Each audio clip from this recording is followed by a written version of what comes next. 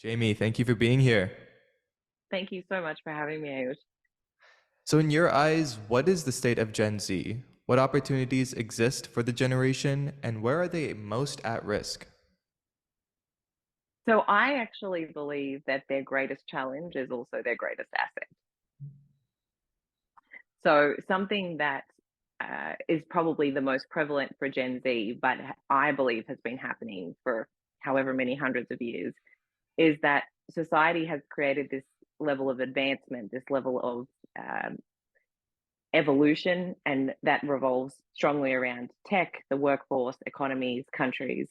But we have not developed the psychological version of ourselves to match that. Mhm. So we've spent all this time and energy externally creating advancement, but we haven't internally and incrementally met that advancement within ourselves and our psyches. So Gen Z are kind of at the culmination of the point of eruption for the technology advancements that we've seen in society and how they're implicating the way that we've come to know society and what it will look like in the future. But they're also the least equipped Mm. to psychologically handle being in that space.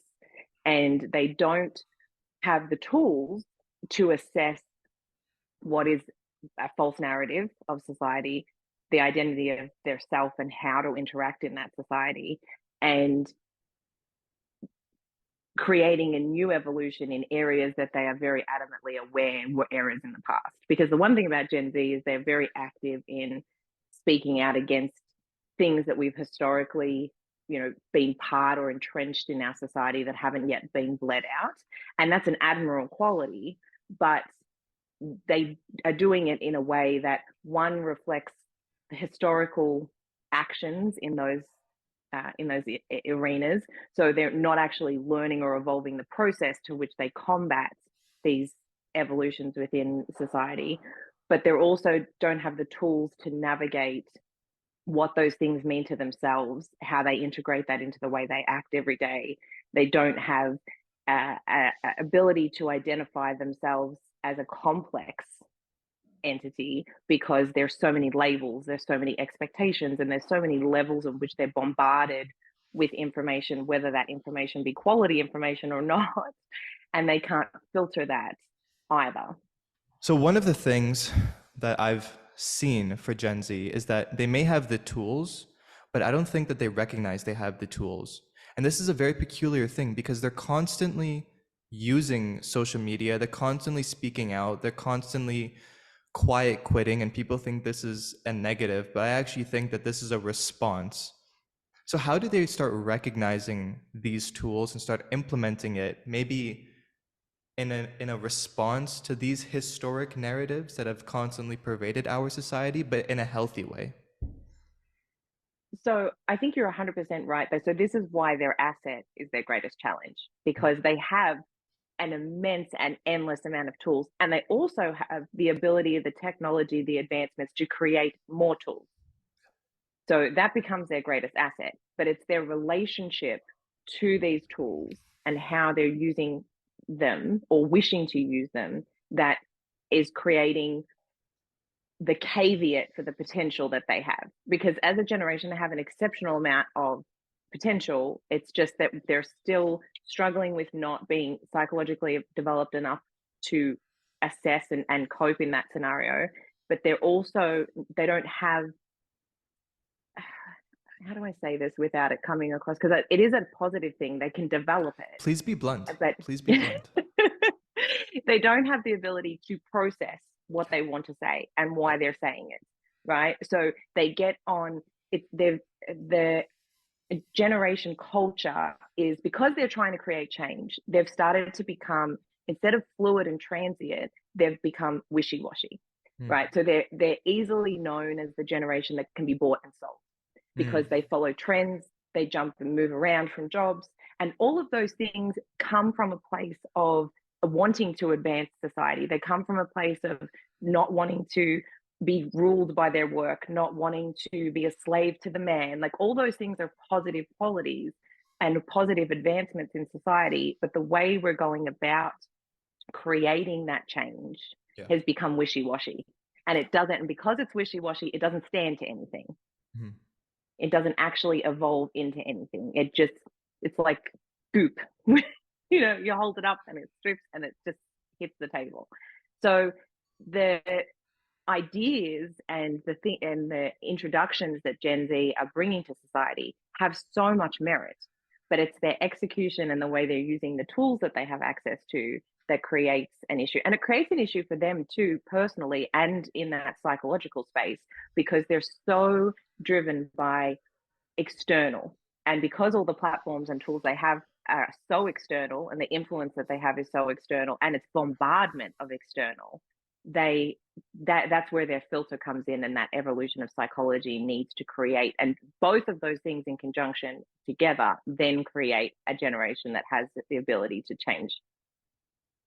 So you've given us a fantastic platform to build off of now. One thing I would like to speak to from what you said earlier is that we've had an exponential increase in our technology, but we haven't had the same exponential increase in our human wisdom.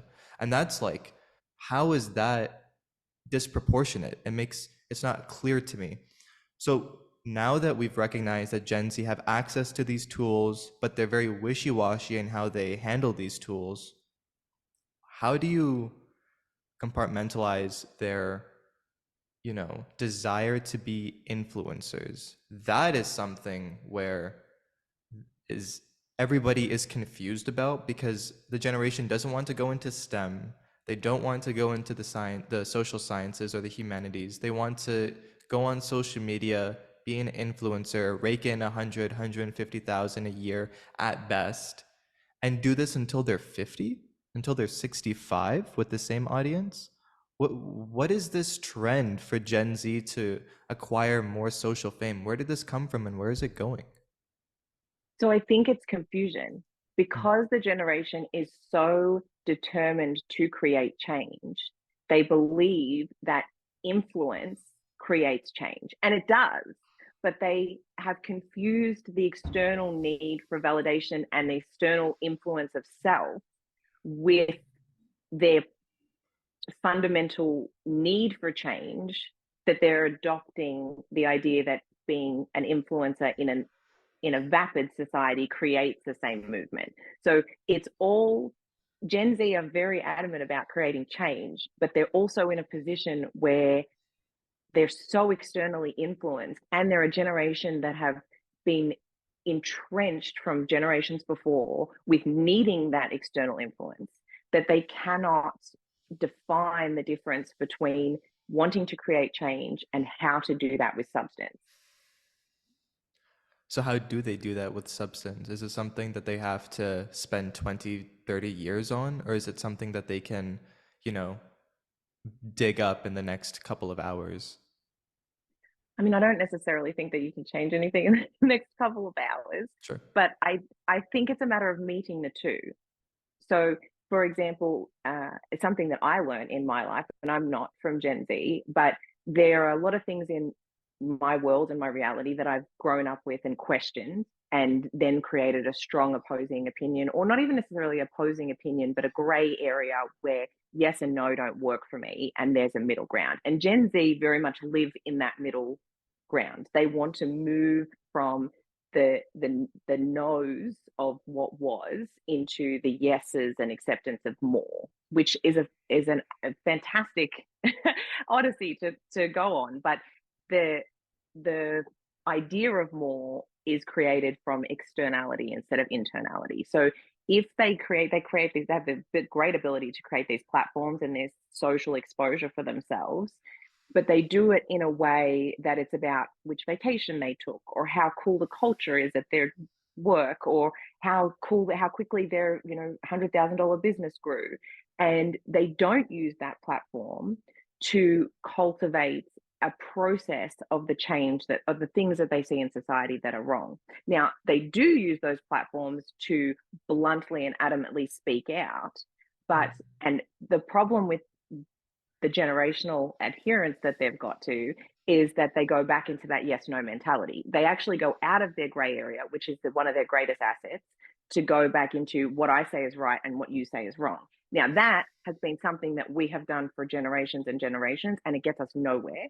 We do Mhm. not, everybody, all the oppressed come up and they decide to revolt against the oppressors, and we're right and you're wrong. And then we basically just flip the script and to oppress a different version of society or the people that the oppressors originally. So we don't ever find that gray area where that equality that Gen Z are seeking comes about.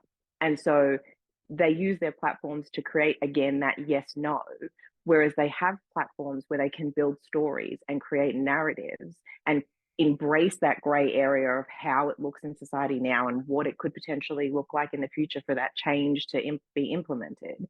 Just the way they build the same stories for the evolution of their business or the evolution of their life coaching journey or things like that. They use stories to create success and wealth, but they don't use stories to create change.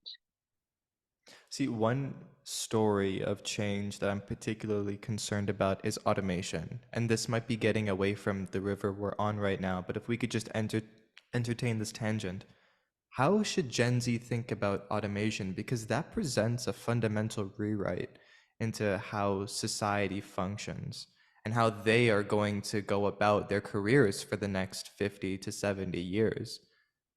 Absolutely. And I don't think that this is off the river at all. I actually Okay. think this is still on the same river because, again, with the evolution of technology and not the evolution of our psychological basis, and going back to the relationship that we have with anything, that's the thing that's important, is that AI for Gen Z is going to revolve around their relationship with it, right? And so it, again, is an exquisite tool that can be used to certain capacities to advance certain things, to open up a new era of jobs like the likes of social media did when they first came on the scene. Except it also has the potential to squander squander, sorry, our own development. So, for example, the amount of people that I know that are studying or writing emails for work that just basically type in 3 sentences into AI and then get a generated paper. Okay. Yes, that will get you a good mark. Okay. Mhm. Yes, it will impress the person that you're emailing, but you have literally wasted your opportunity to develop yourself. You have lost the opportunity to learn something and develop a skill and to identify your identity in that situation. So, the point of writing a paper for school is not to get a good grade. The point of writing a paper for school is to go through the process of assessing information, learning your perspective on that information, learning how to inject your perspective of that information into the prose, and then working out how to say and communicate what you want to communicate. Now, if you're typing in the question into an AI system, all of that process is done without you touching anything. And so you've lost an opportunity to create a skill, a talent, and develop, understand something about yourself, right? And so then you continue to do that through your career for the next 15, 20 years. And who who and what are you at the end of that? And what have you developed and inside yourself outside of the ability to leverage technology? And I'm not saying finding the ability to leverage technology is a bad thing. It's a good thing, but it's your relationship with it. So let me offer a contrarian point because I've heard this, and while I completely agree, I think that AI in schools, in the way that it is being used currently, presents a detriment to their education. I don't think that anybody can argue with that. But let me just offer a contrarian point of view to that. Please. Right now, education has not updated to support any of the future circumstances. We're not teaching kids about automation. We're not teaching them about biotechnology, genetic modification, nanotechnology, space technologies, all of these things that are, a handful of years away to a decade away. We're just like not imparting into the minds of youth, which is maybe a separate discussion, but it's parallel. No. Hmm. Right now, Gen Z are in public schools, universities that just offer very mundane, basic curriculums. And I can say this because I just graduated. I am not Yeah. particularly And impressed with the, level of you and me both. education I got. It was abysmal to just, I didn't edit an essay throughout my 4 years of university and I still got 90s, which is absurd to me. I should have failed the first year. But anyway, Gen Z's response seems to be if you're not going to update education and schooling to meet whatever My I find world. important, my world, Yeah. that's Hmm. changing dynamically, then I am just going to use a very basic technology, generative AI, ChatGPT, that is going Hmm. to rupture this relationship between me constantly coming to a place that doesn't value me, that just values the money and then giving me a very basic mark. It's like, Absolutely. how can we blame Gen Z for using a technology that disrupts a stagnant 200-year-old antiquated place? It hasn't updated. So what are your thoughts on this? But see, I mean, that is a little bit of a tangent because I actually believe the school system is exactly like using AI. Because the school system doesn't teach you, like the example I gave Mm, earlier about writing an essay, the school system does not actually teach you the process that I just laid out, right? So that is what I think. Like the school system is missing meaning and value. The school system is missing substance. Sorry, I'm getting excited. yeah. Missing substance in itself, right? But so all Gen Z are doing is replacing something of inadequate substance with something of inadequate substance, right? Because yes, AI will give you a good result, but so will school, right? You got Yes. good marks without even trying.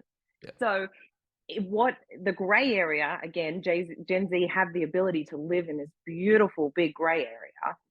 The gray area there is taking matters into your own hands, right? Because there are significant amounts of ways of learning outside of school and outside of using AI for an answer. Okay. And the thing, I mean, Gen Z have grown up with everybody giving them, you can get on YouTube and find a quick answer and an easy way to do everything, right? And you want to make $1 million, watch my 5 minute video and I'll give you the 5 steps to make $1 million. Now, Gen Z also know that those videos do not work for everybody, right? So they also know that a quick fix is not always everybody's answer. And so AI is a quick fix for an answer. Gen Z are in this place where they have the ability to navigate, or not navigate because they don't have the ability to navigate it. They have highlighted the gray area. And what they need to do is recognize that they need to learn to navigate the gray area. What pains me is that this gray area might be very short-lived. It doesn't. Please go ahead. It can be, but if Gen Z can capitalize, if they can stop, like you mentioned the word blame before, right? The word blame gets us nowhere. Okay, we can place responsibility, but blame comes from a place where there's lack of fault. Yeah. Okay, and so if Gen Z can decide to do something with that gray area, right? Because they are also in a society where they're at the point of the biggest set of oppression that they could possibly be because there's so much tech, right? Tech, you Mhm. have to remember, tech gives the people that have the tech and the money a lot more power than Mhm. everybody else and a lot more power than anybody has ever had, Yes. right? So that gray area, if they have the ability to capitalize that on that and create something and push back at the level of oppression that socialism can then create, or they cannot, and it will be very short lived and they will live in a very socialistic society. So in my last episode, the guest Sid Mohaseb talked about how Gen Z need to get out of this victimhood mentality and have to Yes, start trusting themselves more. And now we've absolutely. come to a point in this conversation where we've understood that Gen Z are in a very peculiar gray area that may be short-lived, but offers them a solution or a chance rather at getting out of this to impart change onto a world that was maybe very static. Mm-hmm. Is it obvious that any Gen Z listens to this and immediately, oh yeah, I completely understand. I definitely want to help change. It's not like, for example, this transition from YouTube videos that were maybe 5 to 10 minutes to TikTok videos, which are 6 to 15 seconds. Right. This may be just a trend of technology on the surface, but what it actually represents is a complete and utter destruction of our attention spans. Hmm. Now, again, people And may say, quality. yes, no, I'm getting there. So Yeah, people may sorry. say, no, absolutely. I know it's a very exciting conversation because there's so many things that we can add into it.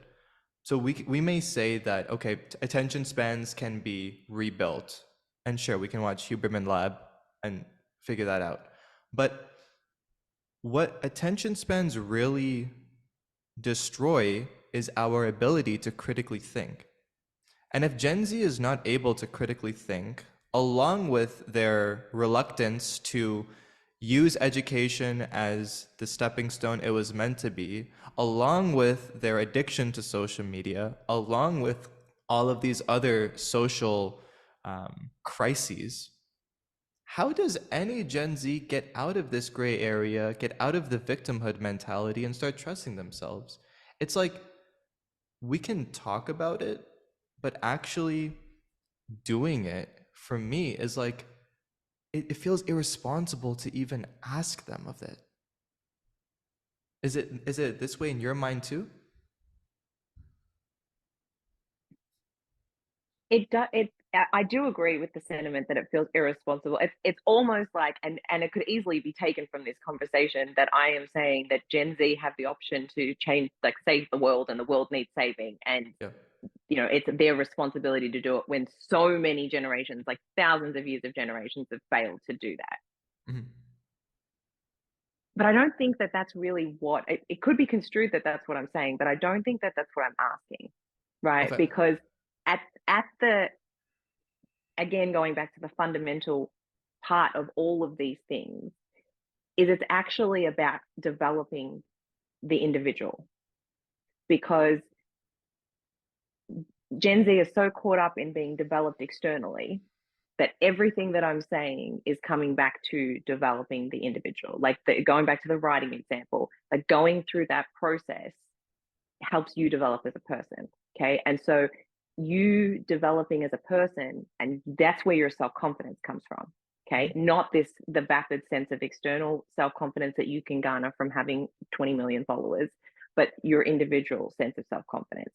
And it's in that individual sense of self confidence that the causes that you want, or the evolutions of society that you think are important, they then evolve. It's Mhm. from your everyday interaction, like the dismissing of being caught up in the 5 seconds on TikTok, and the choice to assess that as information that's not valid to you. It might be entertainment, but the again, the relationship to anything, it's gone to a place where we're using those videos to inform our opinion. We're using those videos to inform our sense of self rather than entertainment, which is what it should be.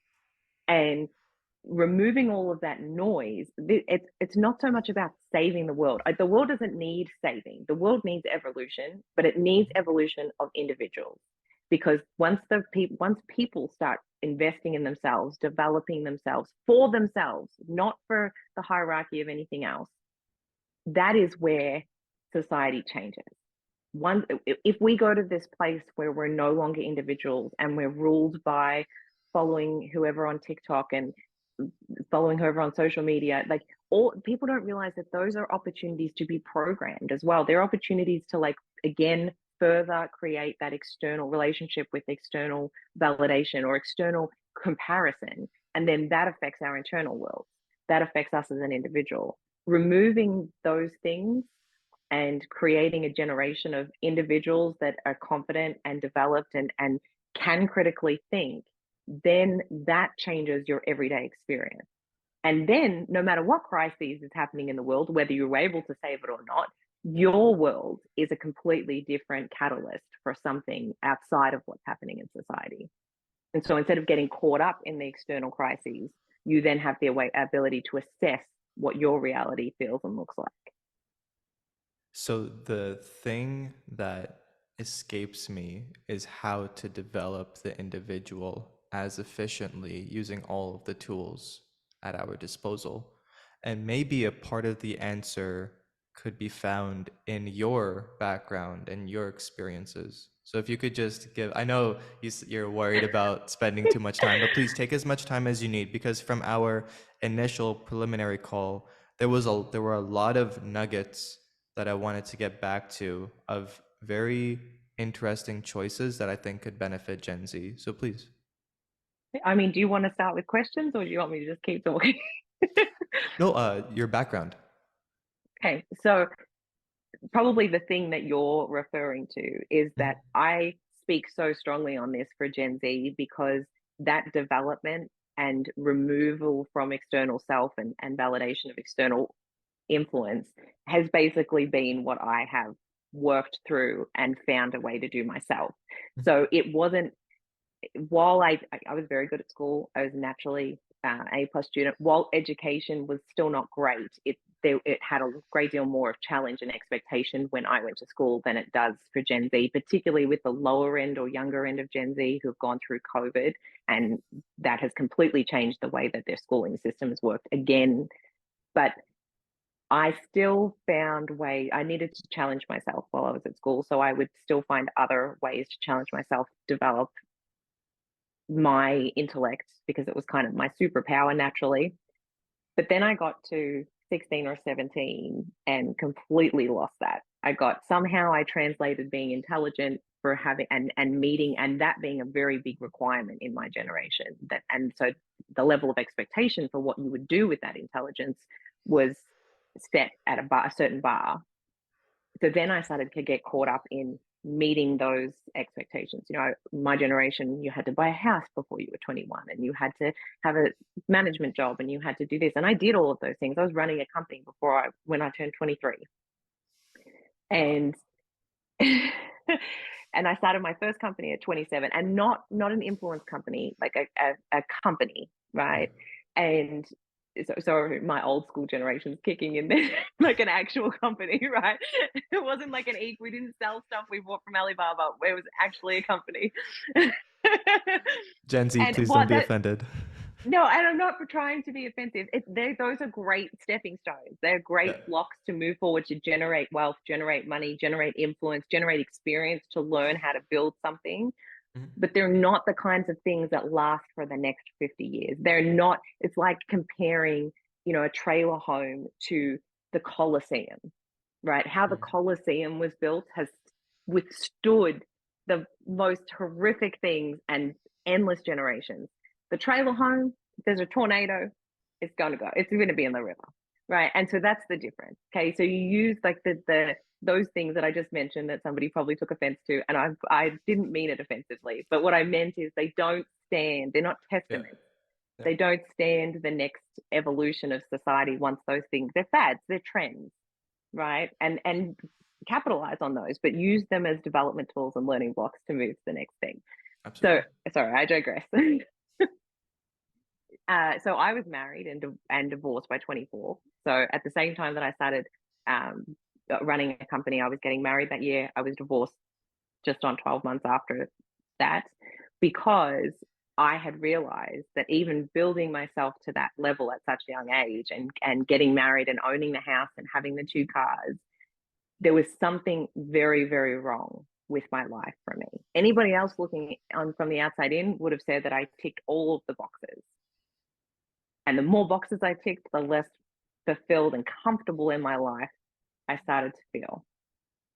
So I blew my whole life up. I got divorced. And don't get me wrong, that relationship was not the right relationship for me anyway. Again, it met another box and another level of expectation. So it's not like I blew my life up because I just needed to get rid of my partner. It was all his fault. It wasn't. Sure. Sure. Um, and so then, really, basically, what I started doing was having to peel back all the layers. So not only did I blow my life up, I had to blow myself up too.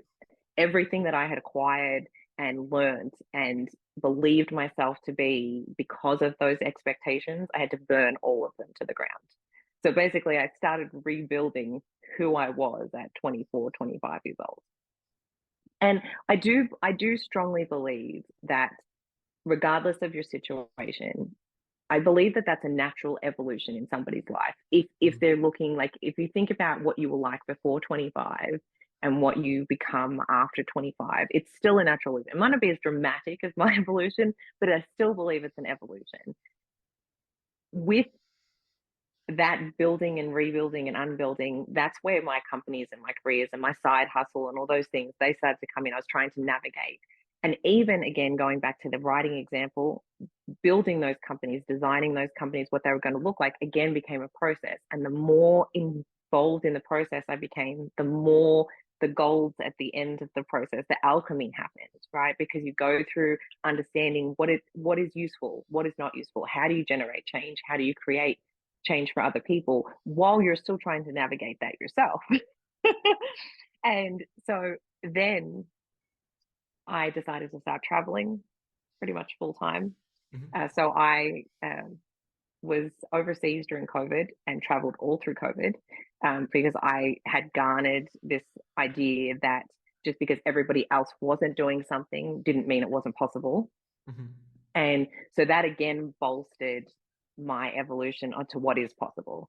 So you go to Where did countries, you go? yes.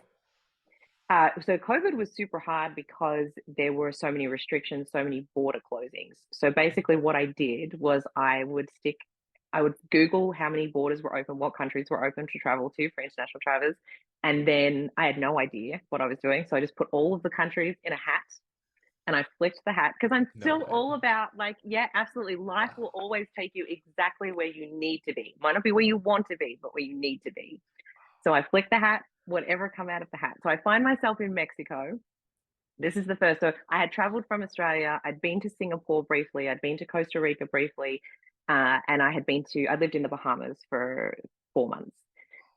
But this was really and I'd been to America. I'd been to America for a number of years for 3 or 6 months at a time. And it was America that I was actually in when COVID shut down the world. So I had to and I was actually under a bit of pressure, right? Because I actually had to get out of America, Yeah, and because they wouldn't have me stay forever because I was on for a sure. vacation visa, right? Yeah. So that's how I ended up living in the Bahamas. And then from there, I ended up in Mexico. Now, I had never traveled anywhere where most people don't speak English.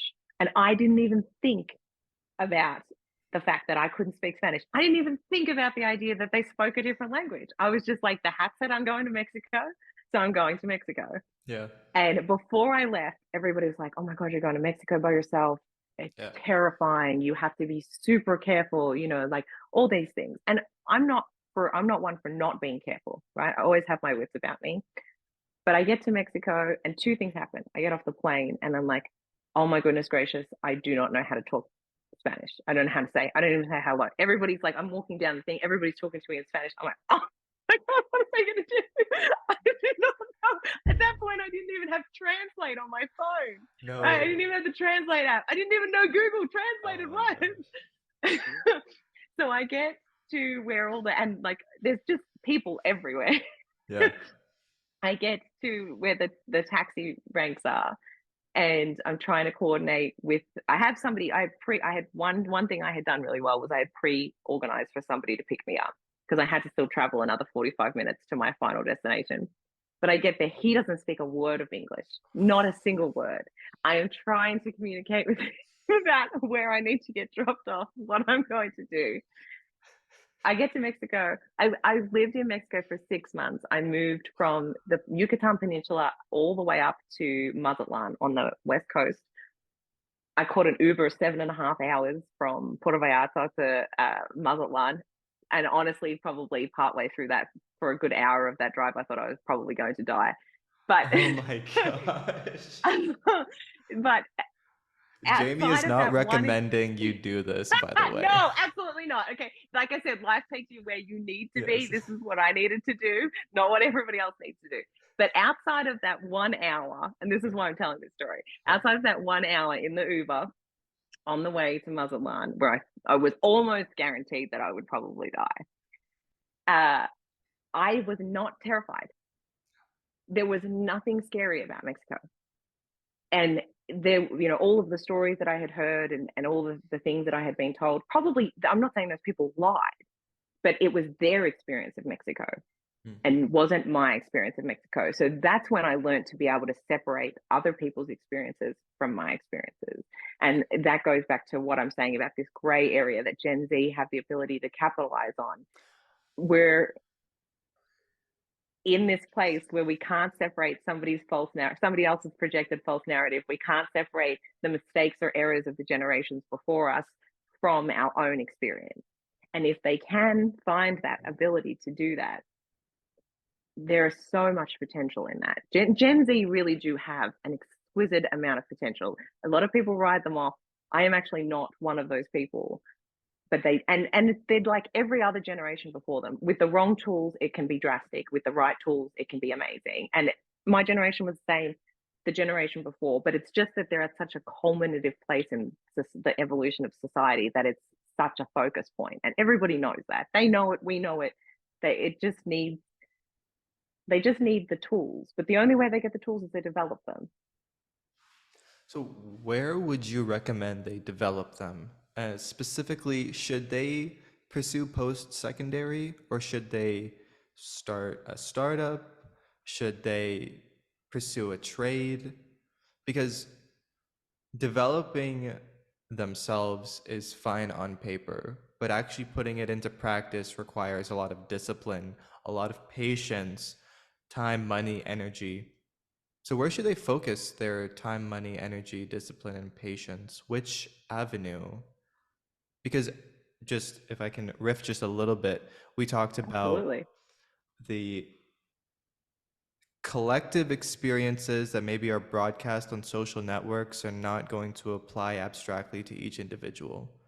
So, in this case, what do they do? What should the individual do? Because again, we're approaching some irony here because we can't give collective advice for the individual while also saying that it doesn't work out. But what would you recommend, just bluntly? Do they pursue post-secondary to give them maybe a soft launch?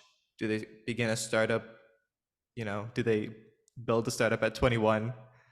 Do they pursue a trade like Eric Grafstrom in a previous episode said? Like, where is the best opportunity for them? So I think they're looking too far forward as far as like Okay. secondary, like Gen Z have two very there's so much potential in Yeah. Gen Z, and they have Yeah. so many avenues that they can take. It's also super confusing, right? Post secondary is fantastic for people that are probably thirsty to learn and not quite sure what they want to learn, like going back to school and still discovering things. But that's also a very slippery slope too, because you can get stuck in this loop where you never leave school because you're always constantly trying to use school as a way to learn something, right? And there were generations before Gen Z that a piece of paper spoke volumes. I was probably part of that generation. The generation before me, they didn't need a piece of paper for anything. Mhm. They left high school and all of their skill, their experience came from their actual experience, their hands-on experience. And so I have a little bit of both. And I can tell you right now that you learn far more about yourself and the way that you can apply your strengths and skills from hands on activity. Okay. So, no matter what avenue you choose, be involved and invested, whether it's post education, whether it's starting a startup at 21, whether it's taking a gap year to travel, whatever it is, becoming an influencer, be fully invested for everything that it can teach you and everything you can learn from it. The right answer is not going to be for everyone. For example, my youngest brother, he did not take to traditional education very well. Traditional education is really not made for everybody. It's made for a very select type, personality type, right? So the one like a sidestep from that, do not be discouraged if you do not do well in school. Like the Yes. generation before me, so many of them grew up thinking that they were stupid because they did not do well in school. It was not their inability to learn, it was the system that they were within that didn't use their way of learning to help them. Okay. So if you go through school and you get terrible marks, please do not write yourself off. Okay. It is not really a measuring stick for anything that you can use in life. I'm not saying don't write off your education because there's still things to learn within it, but do not write yourself off if your marks are not stellar. Okay. Whatever, sorry, I sidestepped again. So my brother, he wasn't great in the traditional education model. He went to trade school, top of his class, stellar grades, Wow. was the school representative, was involved in everything in the community. Like it just, and I'm talking from like day 3.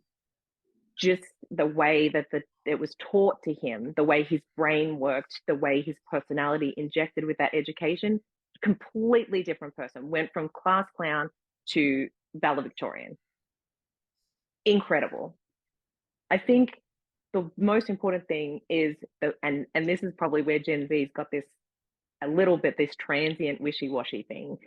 Fail fast is a really good thing that came from, say, my generation. Okay. But fail fast doesn't mean quitting when it gets hard or quitting when you don't like something. Okay.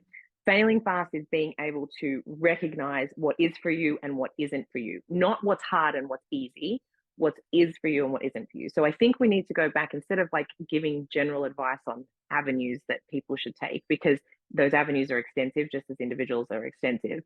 The biggest question is assessing your day-to-day life from what you do and don't want for yourself, right? Just something little, even if you want to sit on social media, okay? Because I'm not going to say in 45 minutes I can cure everybody's social media addiction, okay? But let's sit on social media. Now, if you sit on social media and you go, because you naturally go, I want that, I want that, I want that, I want that. But what you need to go and need to see is the detail. Okay. So you're looking at somebody's 5-minute TikTok video or 15-second TikTok video. You will want certain aspects of what's in that video, but you won't want all of them. You know, like let's say from a woman's perspective, if I'm looking at it, and I have no TikTok account, but if I'm looking at a 15-second video, I'm like, okay, she has got an impressive body, right? Her figure is fantastic. I would like to look like her. Okay. But I don't necessarily want to wear her pants or her shoes, you know, or live in the apartment that she's living in. Because while it's cool and it's fancy and it's all these things, it's not my style. It's not what I want. So even in 15 seconds, you can start do and don't want. Instead of wishy-washing it and going, okay, she's on TikTok, she's got 1 million followers, I want that, right? What do you do and don't want? Because you have to start navigating your life about what you do and don't want, not what's cool on social media, not what's on trend at the moment. Like, do you really want that? It's very difficult to dislodge this mechanism of looking at social media and being kind of numb to its effects. Because again, Gen Z are the digital natives, and what they don't realize is that their brain is neuroplastic until they're 25, around there. And so their environment is shaping their brain. And if technology is part of their environment as they're growing up, then their brain is being shaped around technology. And so with all the dopamine spikes, all of the, you know, attention Adrenaline, span addictive. problems, all of the addiction problems at the end of the day, that's kind of like baked into their psyche, into their Mhm. brain. Um, what advice would you give Gen Z that's very blunt? Actually, no, let me rephrase this. Gen Z are a very sensitive generation, and you Mhm. seem like someone who only wants to speak the truth. No, I'm serious. It's very good. Yeah, It's a very I am not backwards in coming forwards. What would you say to Gen Z that they are really messing up on? Like just bluntly, you guys need to stop doing this. At the end of the day, you are going to fail. You're going to be worse off if you continue to do these things or this thing. What comes to mind? I'm going to answer. I'm going to give you three answers for that. Your one of your biggest downfalls is definitely going to be your addiction to social media. Absolutely. Because what Gen Z don't realize is all of the addictions of the generations before them, they just replaced with social media, right? So, like sex addictions, alcoholic addictions, drug addictions, all those kind of things that came from my generation pre me, you have literally just replaced them with social media. So all it's not worse or better, but it's just a replacement. And that's what we do. Human nature, we replace one bad habit for another, one good habit for another. That's just what we do. But it's no better or worse than any of the addictions that have come before you for them, but it is an addiction. Number two is that stop taking what is on the internet and what is on that space verbatim.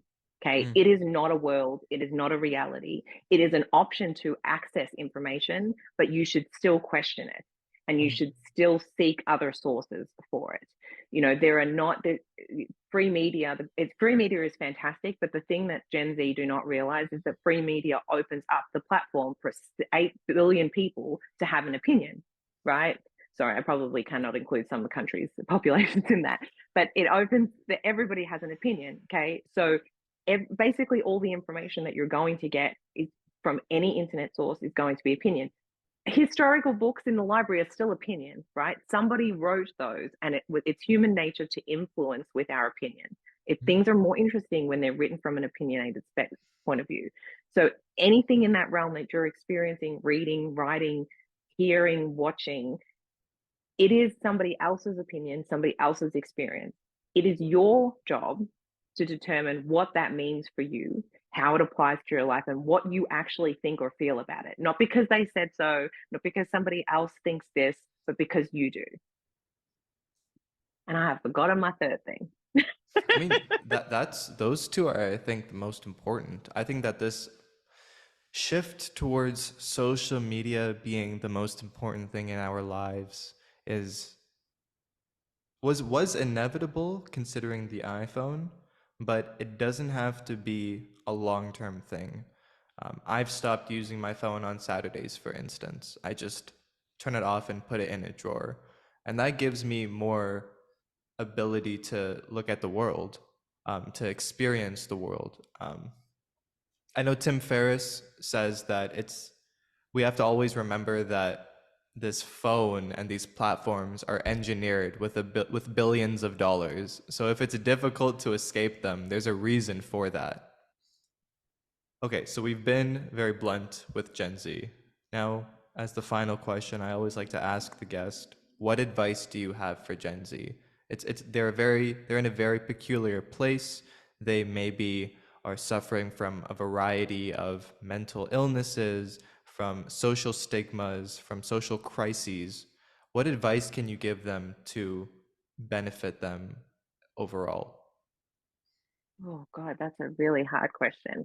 I knew you were going to make me work for this. I knew that you were going to make me work for this. Okay, so I'm a big person with observation, being observant of our own patterns and repetitive things, right? So I'm going to use two things. The first is instead of watching, instead of being the voyeur, right? Be the observer. Okay, so for example, we'll go back to the phone example that you just mentioned. Gen Z came from experiencing generations before them being addicted to their phone. Okay, but they were doing it for work. Okay, so then Gen Z comes along and they're like, well, I don't want to be addicted to work. I don't want to have to work Saturdays. I don't want to be burnt out because I'm overextending myself and I'm easily accessible for my job, right? And I'm underpaid for that. Okay. So they've gone, okay, I'm not going to do that. I'm not going to be addicted to the hustle. Fantastic. What they haven't realized is that, again, they have replaced, they're still copying the addiction to their phone, right? Being married to technology from their parents or their grandparents, but they're just doing it with social media. Now they eliminate the fact that it's the same thing because they think social media is an outlet and it's not work and I'm not doing anything, but it's still being attached to something else. Okay, it's still distracting you from wherever you are at that point in time. It is, again, no better or worse than being attached to your phone for work. You're still attached to your phone. But your excuse that it's not the same thing as what your parents did is because it's social media and not work, right? So the first part of the advice with that is observe your behavior, right? Observe how your behavior emulates or is a replacement of a behavior that you don't actually like. That's going to actually get you the most development, right? The second set of information is while Gen Z are getting caught up in this very viral, extravagant type of life, like you said, the thing that they're missing by being addicted to their phones and getting addicted to these false narratives or highlight reels of other people is being experiencing what they're experiencing in any one given moment. So it's super important that they focus on what they're actually experiencing. Because if they take away all of the noise, there's it's actually a lot of space. And the hardest thing about generations with technology is that they don't like that silence. They don't like that space to actually have to sit with themselves. Mhm. But there is so much power in that. So my second point of advice would be like 10 minutes. Literally, I don't want you to meditate. I don't need you to be all zen and whatever. I need you just Yeah. to sit with yourself for 10 minutes. And, in 3 weeks' time, sit with yourself for 20 minutes. And there's everything that you need already exists, but we're looking in the wrong place. That's a fantastic place to end it. Jamie, I think this is one of the most profound and interesting and intricate conversations that we've had on this show. Um, I'm going to have to rewatch this a couple of times to kind of, absorb everything. Where Watch can we this instead find of you? Heart of Stone again. No, I'm very upset. I'm not going to mention it, but I'm very upset with you that you recommended that. I told you it was a bad movie, but it has a good foundation. It has a great E- foundation. We can agree to disagree. Um, I know we're not trying to recommend or promote social media, but where can we find you online? So my personal presence on any kind of social media is Jamie Meyer Enterprises, and the company that I work with, as far as like developing and designing individual success and individuals, is 9 Carrots. Thank you And so much for having me. I have never been so excited to talk about this, and it's not very often you find a platform that speaks directly to Gen Z, so I really appreciate being able to contribute my crazy to that. absolutely. And we're always blessed to have people that can speak bluntly, openly, and truthfully to issues because there are so many people trying to sugarcoat it, trying to sell us something, trying to alter and manipulate. It's just nice to be able to speak freely for once. Absolutely. Jamie, thank you so much. Thank you so much.